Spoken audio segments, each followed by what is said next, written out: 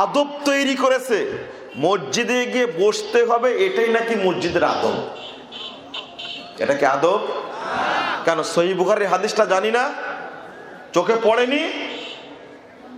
রাসূল সাল্লাল্লাহু আলাইহি ওয়াসাল্লাম বলেছে, ইযা দাখালা আহাদুকুমুল মসজিদ ফালা ইয়াজলিস হাত্তা ইয়াসাল্লি রাকাতাইন। 444 নম্বর হাদিসটা খুলুন। তোমাদের মধ্যে কেউ যখন মসজিদে প্রবেশ করবে সে যেন না বসে যতক্ষণ 2 রাকাত সালাত না পড়বে। 2 রাকাত সালাত পড়েই বসতে হবে, এটা হলো নির্দেশ। এই ভদ্রতা কোথায় শিখলাম যে মসজিদে গেলে আমাকে বসতে হবে? মসজিদ আপনার বাপেরই টাকার, মসজিদ আপনার বাপের টাকার বা আপনারই টাকার, খরচ করেছেন 5 কোটি টাকা, কিন্তু মসজিদে ঢুকতে হলে নবীর তরিকায় ঢুকতে হবে। আপনি মাতবরি করতে পারবেন না, এটা আল্লাহর ঘর, ওখানে আপনার ইখতিয়ার নেই। বেলাল রাদিয়াল্লাহু আনহুকে বলছেন, তিরমিজি 2য় খণ্ডের 209 পৃষ্ঠার হাদিস, বেলালকে বলছেন, বেলাল কি ব্যাপার? মা দাখালতুল জান্নাতা ইল্লা সামিতু খাশরাতিকা মামি। আমি যখনই জান্নাতে ঢুকি তখনই দেখি, বেলাল তুমি আমার সামনে দিয়ে জান্নাতে খটখট করে হেঁটে যাও। বিষয়টা কি, ব্যাপারটা কি? বেলাল একটা গোলাম, কালো, কুৎসিত, চ্যাপ্টা, দরিদ্র, কিচ্ছু নাই, সেই বেলাল, তাজা বেলাল। বেলাল তখন তাজা, মরেইনি। আল্লাহ রাসূল বলছেন, বেলাল ব্যাপারটা কি বলো তো দেখি, তুমি আমার সামনে দিয়ে জান্নাতে খটখট করে হেঁটে যাও, ব্যাপারটা কি বলো তো? বেলাল রাদিয়াল্লাহু আনহু বলছেন, আল্লাহ রাসূল তেমন তো কোনো আমল করিনি। ইজা তাওয়াসসাইতু সাল্লাইতু রাকাতাইন আও ইজা আসানতু সাল্লাইতু রাকাতাইন। আমি যখন ওযু করি তখন 2 রাকাত সালাত আদায় করি, অথবা যখন আজান দেই তখন তাহিয়াতুল মসজিদ 2 রাকাত সালাত আদায় করি। আল্লাহ রাসূল বললেন, বেলাল হয়েছে, আর বলা লাগবে না, বুঝতে পারেনি। বিহিমা, এই 2 রাকাত সালাতে তোমাকে আমার সামনে দিয়ে জান্নাতে হাঁটার সুযোগ করে দিয়েছে। কি ফজিলত নাই? তাহলে মানি না কেন? মানতে সমস্যাটা কোথায়? সুন্নাতকে অবজ্ঞা করে এক শ্রেণীর মানুষ আছে, এরা আবার সমাজে বেশি বিশৃঙ্খলা তৈরি করে। তারা কি বলে জানেন? এই ছোটখাটো বিষয় নিয়ে এত তর্ক বিতর্ক কি দরকার? সুন্নাতকে ছোটখাটো বলো? বেলালের এই সুন্নাত কি ছোটখাটো সুন্নাত? সাধারণ 2 রাকাত সালাতই পড়ে। এই ছোট্ট সাধারণ সুন্নাত পালন করার বিনিময়ে বেলাল তাজা অবস্থায় থাকতে জান্নাতে সুসংবাদ পেয়েছে। আমি ওই সুন্নাত মেনে জান্নাত পেতে পারি না? তাহলে এটা বলবে কে? একদিকে রাসূলের নির্দেশ লঙ্ঘন, আরেকদিকে মানুষ ফজিলত থেকে বঞ্চিত হচ্ছে, ওটা তো বলতেই হবে। সুন্নাত উঠে গেছে। রাসূল সাল্লাল্লাহু আলাইহি ওয়াসাল্লাম বলছেন, ছালাতে যখন দাঁড়াবা পায়ের সাথে পা মিলিয়ে দাঁড়াবা, যেন ফাঁকা না থাকে। কত হাদিস আসছে। আবু দাউদ খুলুন 97 পৃষ্ঠার মধ্যে, লা তাজুরু ফুরুজাতিল শাইতান, শয়তানের জন্য ফাঁক রেখে দাঁড়ায়ও না। আপনি আমি যখন দাঁড়াবো তখন পায়ের সাথে পা মিলিয়ে দাঁড়াবো। দেখেন, আপনি বলছেন ছোটখাটো, রাসূল কি বলেছেন? আল্লাহ রাসূল বলছেন, যখন দাঁড়াবা তখন শয়তানের জন্য ফাঁক রেখে দাঁড়ায়ও না। মান ওয়াসালা সাফফান ওয়াসালাহুল্লাহ ওয়া মান কাতা সাফফান কাতাহুল্লাহ। যখন কোনো ব্যক্তি পায়ের সাথে পা মিলিয়ে দাঁড়াবে, ওই ব্যক্তি আল্লাহর রহমতের নিকটবর্তী হয়ে যাবে। আর যে ব্যক্তি বিচ্ছিন্ন হয়ে দাঁড়াবে, সে আল্লাহ থেকে বিচ্ছিন্ন হয়ে গেল। নাউযুবিল্লাহ। রাসূল সাল্লাল্লাহু আলাইহি ওয়াসাল্লাম বলেছেন, 5797 নম্বর হাদিস, তাবরানী আওসাতের মধ্যে এসেছে, মান সাদ্দা ফুরজাতান ফি সাফফিন। উফ, হাদিসটা এত দারুণ, এত চমৎকার। আল্লাহ রাসূল বলছেন, যে কাতারের মধ্যে দাঁড়ানোর সময় পায়ে পা, কাঁধে কাঁধ মিলিয়ে ফাঁক বন্ধ করে দাঁড়াবে, মান সাদ্দা ফুরজাতান ফি সাফফিন। ফুরজাতান মানে ছিদ্র, ছিদ্র বন্ধ করে যে ব্যক্তি দাঁড়াবে, বা রাফাল্লাহু লাহু দারাজা, আল্লাহ তার মর্যাদা বৃদ্ধি করে দিবেন। ওয়া বানাল্লাহু লাহু বাইতান ফিল জান্নাহ, এবং আল্লাহ রাব্বুল আলামিন তার জন্য জান্নাতে একটি ঘর তৈরি করবেন। ওই যে জান্নাতি মানুষ, এতে কোনো সন্দেহ আছে? কি চমৎকার একটা সহিহ হাদিস। অথচ বলছি ছোটখাটো জিনিস, তাই না? না বন্ধুরা আমার, বলছি আজকে এই মর্মে, কোনো সুন্নাতকে অবজ্ঞা করা যাবে না। এটা হলো আমার আসল কথা। এই কথাটা বলতে গিয়ে বললাম, চলুন আবার ফিরে যাই যে হাদিসটা বলতে এসেছিলাম।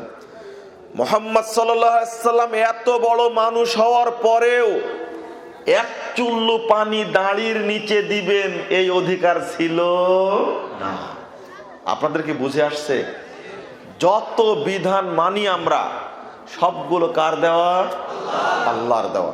কোনটা কোরআনে বর্ণিত হয়েছে, কোনটা হাদিসে বর্ণিত হয়েছে, কিন্তু দেওয়া কার? আল্লাহ।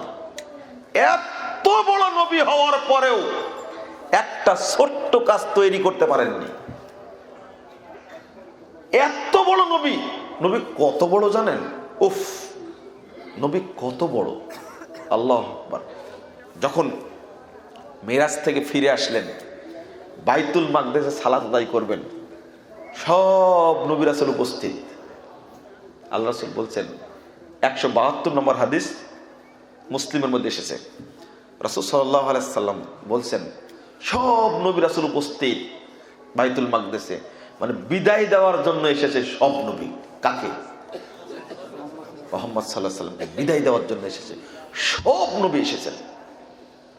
আদম থেকে নিয়ে ঈসা আলাইহিস সালাম পর্যন্ত যত নবী সবাই বিদায় দেওয়ার জন্য এসেছে। এই হাদিস প্রমাণ করে যে ঈসা আলাইহিস সালাম দুনিয়ায় আরেকবার এসেছিলেন, তাই না? সবচেয়ে বয়স্ক নবী কে? হ্যাঁ, আদম আলাইহিস সালাম। দেখেন তো, হিসাব করে দেখেন তো। ঈসা আলাইহিস সালাম, ঠিক বলেছেন। ঈসা আলাইহিস সালাম কিন্তু এখনো বেঁচে আছেন। খেয়াল করেছেন? নূহ আলাইহিস সালাম বয়স পেয়েছিলেন কত? 950 বছর। আল্লাহর নবীর সময় চলে গেছে 1400 বছর। তার 1000 বছর আগে এসেছিলেন ঈসা আলাইহিস সালাম। এবার যোগ দিন বয়স কত গেল? রাসূল সাল্লাল্লাহু আলাইহি সাল্লামের সময় বিদায় দেওয়ার জন্য এসেছিলেন। সবাই উপস্থিত, 2 রাকাত সালাত আদায় হবে। ইমামতি করবেন কে? ওখানে আছেন আদম আলাইহিস সালাম, ওখানে আছেন আবুল আম্বিয়া ইব্রাহিম খলিলুল্লাহ, উপস্থিত আছেন দাউদ সুলাইমান বাপ বেটা, উপস্থিত আছেন মুসা কালিমুল্লাহ, উপস্থিত আছেন ঈসা রূহুল্লাহ। সালাত পড়াবেন কে? জিবরিল আমিন এসে আল্লাহর নবীর হাতটি ধরে টান দিয়ে বলছেন যে সবাই উপস্থিত থাকলেও ইমাম কিন্তু আজকে আপনি। আল্লাহ নবী টান দিয়ে সামনে দিয়ে বললেন, আপনি ইমামতি করুন। আল্লাহ বলছেন, আমামতুহুম, আমি মুহাম্মদ সকল নবী রাসূলের ইমামতি করলাম। তাকিয়ে দেখছি, যখন সালাম ফিরিয়ে ঘুরে বসেছি, তখন দেখছি আমার পিছনে যত মুক্তাদি সবাই পৃথিবীর নবী রাসূল। কত বড় নবী, এরপরেও একটা জিনিস তৈরি করতে পারেননি, একটা বিধান তৈরি করতে পারেননি। সব বিধানদাতাকে আল্লাহ। আল্লাহ বলছেন সূরা আরাফ 3 নম্বর আয়াত, ইত্তাবিউ মা উনজিলা ইলাইকুম মির রাব্বিকুম ওয়া লা তাত্তাবিউ মিন দুনিহি আউলিয়া। তোমরা তারই আনুগত্য করো, মা উনজিলা ইলাইকুম মির রাব্বিকুম, যা নাজিল করা হয়েছে তোমাদের প্রতি তোমাদের রবের পক্ষ থেকে, তার অনুসরণ করো। আল্লাহ বলছেন সূরা কাহাফ 29 নম্বর আয়াত, কুলিল হাক্কু মির রাব্বিকুম ফামান শাআ ফালিউমিন ওয়া মান শাআ ফালিয়াকফুর ইন্না আতাদনা লিয-যালিমিনা নারা। বলুন মুহাম্মদ সাল্লাল্লাহু আলাইহি সাল্লাম, হক আসে তোমাদের প্রভুর পক্ষ থেকে, যার ইচ্ছা হককে মেনে নিবে, যার ইচ্ছা কুফরি করবে। যারা হককে মানবে না, আমি তাদের জন্য জাহান্নাম রেডি করে রেখেছি, প্রস্তুত করে রেখেছি। তাহলে হক আসে কার পক্ষ থেকে? কোন খানকা থেকে হক আসে না, কোন বুজুর্গ হক দিতে পারে না, কোন দরবেশ হক দিতে পারে না। হক দিয়েছেন সরাসরি আল্লাহ রাব্বুল আলামিন, মাধ্যম হলেন স্বয়ং নবী মুহাম্মদ রাসূলুল্লাহ সাল্লাল্লাহু আলাইহি সাল্লাম। এই জিনিসটাই বুঝতে হবে। এজন্য কোরআন এবং হাদিসের নির্দেশ যেটা, ঠিক ইমামদের নির্দেশ ওইটা। ইমাম আবু হানিফা রাহিমাহুল্লাহ তার বক্তব্য কি? চূড়ান্ত বক্তব্য। তিনি বলেছেন, লা ইয়াহিল্লু লিআহাদিন আন ইয়াখুযা বিকাউলিনা মা লাম ইয়ালাম মিন আইনা আখাযনাহু। আপনারা কি বিরক্ত হচ্ছেন?